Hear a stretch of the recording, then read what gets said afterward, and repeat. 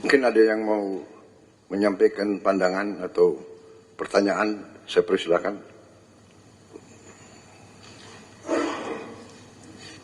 Silakan. Terima kasih Bapak Presiden.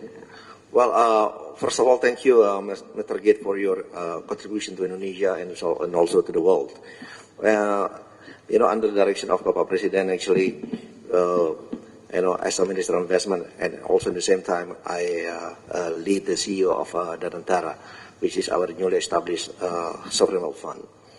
And actually, yesterday morning, we had a discussion with your team, because in Danantara, we also setting up the Danantara Trust Fund. Setting up Danantara Trust Fund.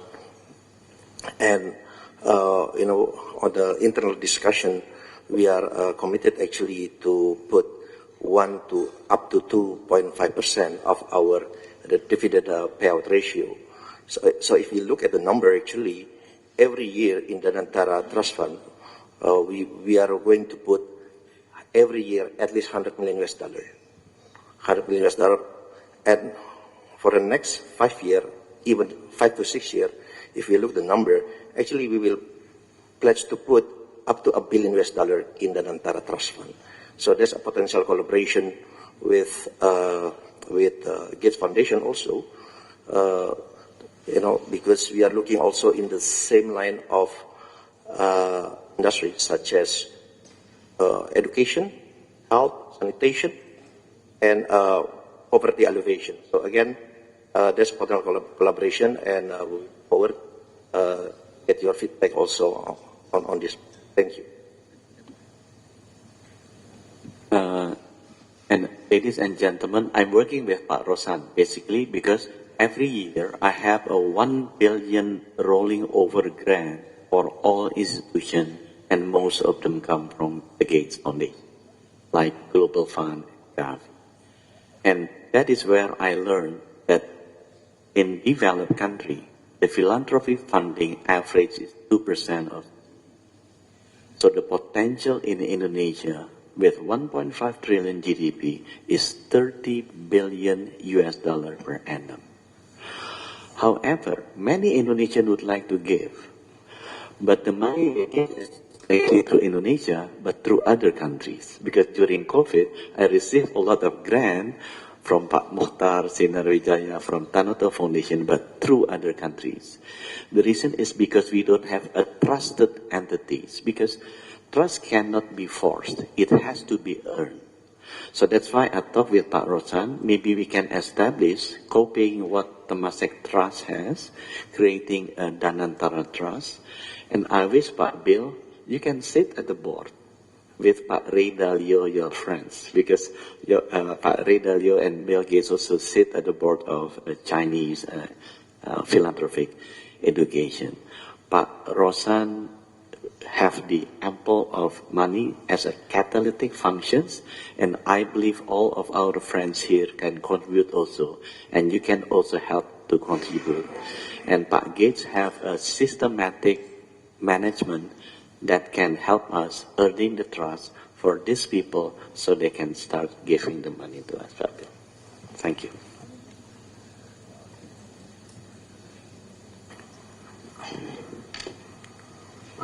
Mr. Gates, would it be possible to talk about non-health issues today? Certainly. Thank you. My understanding is that you're very interested and you've invested a lot of money in renewable energy. I've had several meetings with one of your partners, Edward Jung, who is one of your partners, I believe still is one of your partners. So I'd like to know your thoughts about nuclear energy. SMRs, I understand you're in fact investing in Wyoming and nuclear energy, SMRs. You may know that our government is going to embark on a very ambitious nuclear power generation program. The second thing is on nature-based solutions. I'm very much into nature-based solutions and environmental issues. Reforestation, basically, is my passion. Wildlife, and through wildlife, reforestation and restore habitats for wildlife. So I'd like to know what you wanted to do and where you're going with your nuclear and your views on nature-based solutions. Thank you. Yeah, so, as I started doing the foundation work, it became clear to me that we need low-cost electricity to help countries develop. But I also started to be educated about climate change and, understanding that, we have to reduce emissions eventually to zero. And so I talked to my friends about, okay, can we make nuclear energy cheap? So I started a company in 2006 that's called TerraPower to make what's called a fourth generation reactor. Today's reactors are water cooled and they have a lot of pressure in the reactor. And so they're a bit complicated. So often the cost can be very high. And so I thought it's very hard to start a new design, but that would be a huge benefit. And so now it's taken longer than we expected. We started out as being a joint venture in China, and then the U.S. government decided they didn't like us working in China. And so we had to change, and actually now, as you said, we're building our first reactor in the United States. There's a lot of countries that and so we have to make it cheap, and we have to show that this new design is extremely safe. And, places like Japan, South Korea, France, the UK, they have in their plans a desire to use nuclear energy. But right now the plants are expensive. And so we are hoping, as we build 20 of these reactors, the cost can be very low.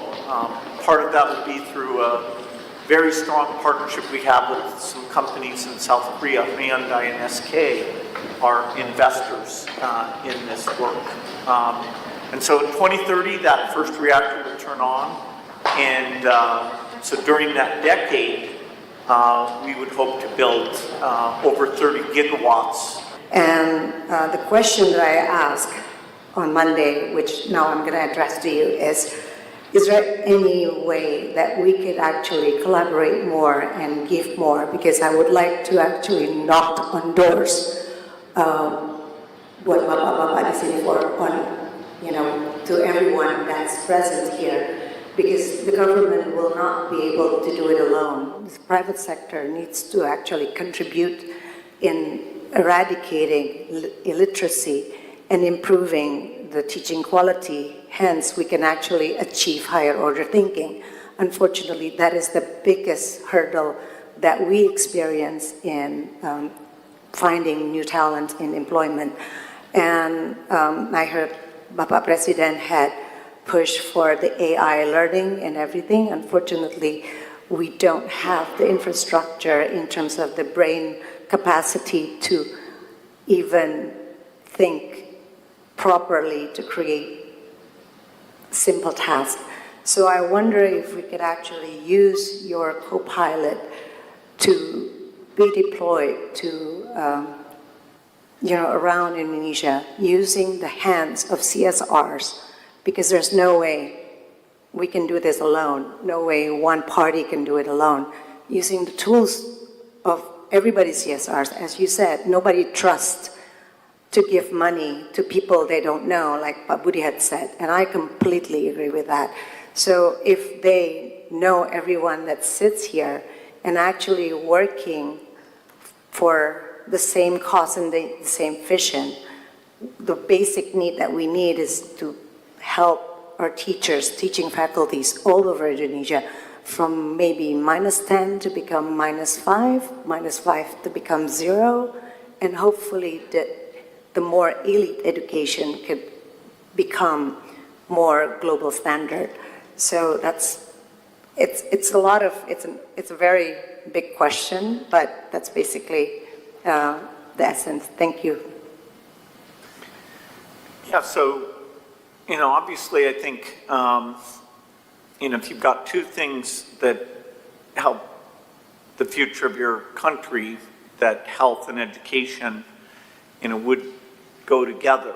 The healthier the kids are, less stunting, malnutrition, the more they can be educated, and then of course the more they're educated, then their economic output allows the government to put more into health, and you get this virtuous cycle. If you look at education statistics in this region, the two exemplars would be Singapore and Vietnam. Singapore is kind of amazing, which is, okay, they're rich and it's partly cultural, but their education outcomes are really amongst the best in the world.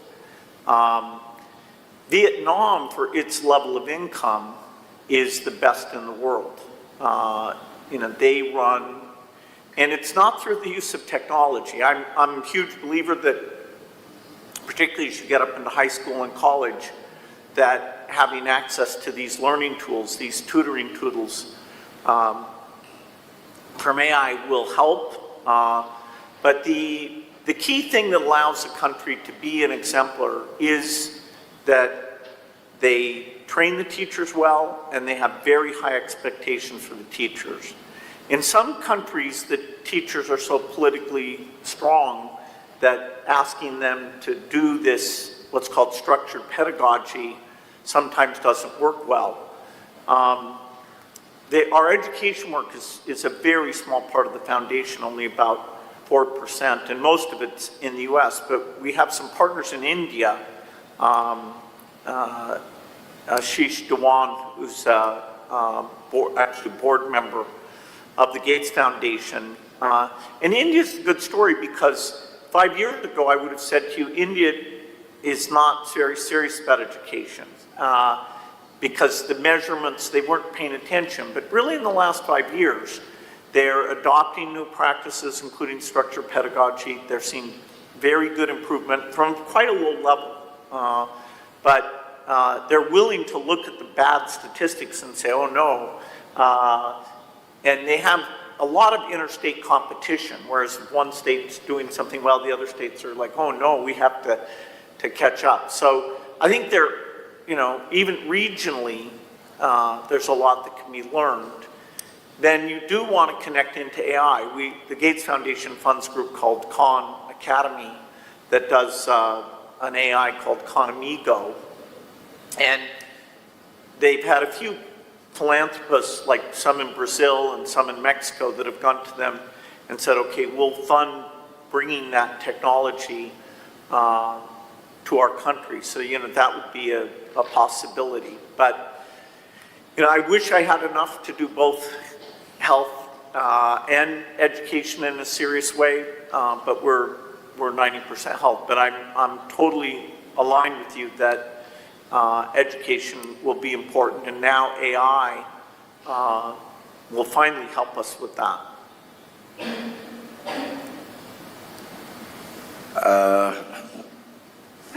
I think because of the time and Mr. Gates' very tight schedule, he has to fly to New York, so I apologize if I cannot give the opportunity to all of you, but at least we have heard the vision of Mr. Bill Gates, and Mr. Bill Gates promised also to sponsor very important events in Bali. First is about malaria, and the second is cervical cancer. Two important international conferences. Most of the important stakeholders around Asia Pacific will be there, and we are talking more and more about how we can interface and cooperate with the Gates Foundation on many critical matters. So I think we thank you, Mr. Bill Gates, for spending some time with us. And once again, I would like to thank you on behalf of the Indonesian people and the government for your commitment and your attention to important issues that we face. And yes, so we would like to acknowledge your great contribution, and also we would like to work together with you in the future. Once again, thank you very much. Yeah.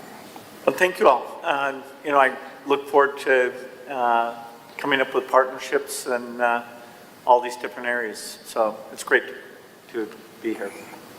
Ya, saya minta maaf yang barisan belum kenalan, saya kira bisa maju ke depan untuk kasih tangan ke beliau. Kapan lagi ketemu Bill Gates? Cepat-cepat, tukang foto cepat.